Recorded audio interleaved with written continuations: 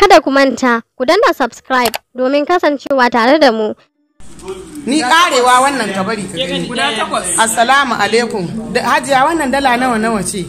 Ɗaya ce. Dala ɗaya ce? Yawwa. 4, 6, 7, 8. To jama'ar ya Rasulullahi ku ga wani irin cuta, ku ga zalunci da mutanenmu wai suke yi. Wannan official ne na Kano ya zo da wata baiwar Allah. Hajiya ce daga Makoda ko? Ku zo ai ku ne kai ne dan Makoda zo. Daga Makoda zo rike kudin dalla ka bude a hannunka. Ba shi kudin. Ambulance zai bata. Yawa rike kudin a hannunki. Ke ce da kudin. To ga wannan bawan Allah shi ma dan Makoda ne. To ki yi jawabi. Hajiya baki nuna kudin an gansu ba da yana shigarwa ga dan garin ku kuna tare. Bude su dalla ki ce ga kudin da aka baki. Ki faɗi sunan shi ko waye ki faɗe shi. Alhaji Salisu ko gudan? Sa ta option ku? Ki bayani da karfi a dinga ji. Ga kudin da Alhaji Salisu ya baki. Alhaji Salisu da ya bani a wannan a camp. Dala ɗaya. Dala ɗaya ne. A matsayin guzurin shi guda 8. Guda 8. Ko? Gani? Ki yi magana sosai a jiki. Alhaji Salisu. Ga guzurin da ya bani dala ɗaya ce. Guda 8. To sa dambobinta a gani. Daga Makoda. Daga Makoda kun gani. Sunanta banki kawo na kuma Buɗe lambar naira a gani.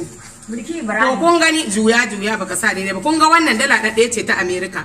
Mun zo nan muka zo muka samu a nan a gidan haƙori za ta sa haƙori waɗansu bayan Allah 'yan sakwata suna fira da su. Suka ce tana taɗin an bata kuɗinta sai ta nuna musu. Da ta nuna musu sai suka ga a maimakon dala 100 da ake ba Alhaji Guzuri.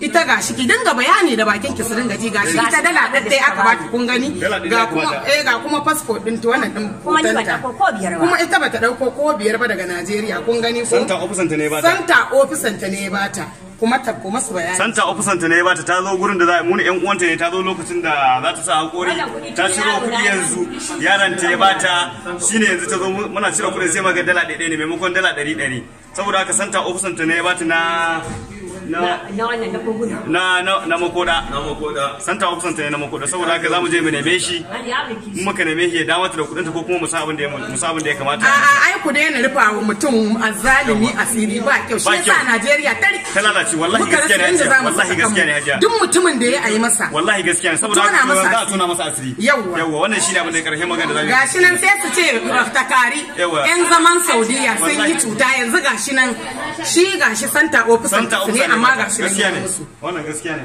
idan za a wani ba matsala